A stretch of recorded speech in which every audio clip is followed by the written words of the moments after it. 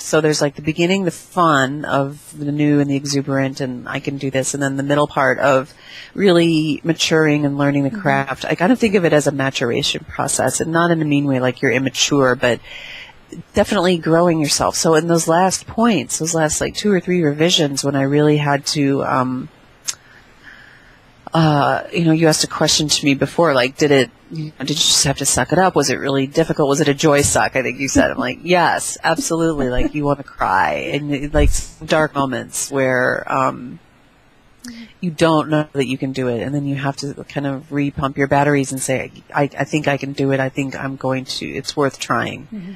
So, in terms of having a bigger life, it makes me feel like just a more mature person and a more mature creative person. That I finished this, that I drove it,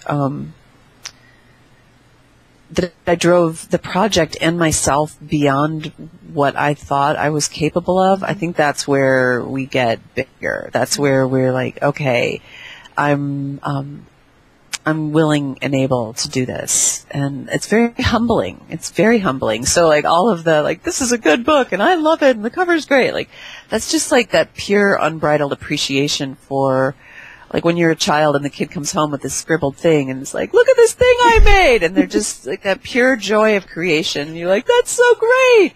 And you hang it up. It's kind of like that and I really am relishing that because along the way, there's a lot of dissatisfaction. It's not good enough. It's not right. It's not as good as I want it to be. I'm not done. And even when we complete something, like as I said earlier, like, oh, they were, looking at it, it was like, oh, I was still thinking with an editorial eye. So I'm really claiming and owning that satisfaction. And that's really something I want for people when you do get across the finish line. You really own something that no matter what happens in the world, you own something inside yourself that can never be taken away and can only contribute to more projects and more glory in your regular life. So I'm pretty pleased about that. I want that for everybody.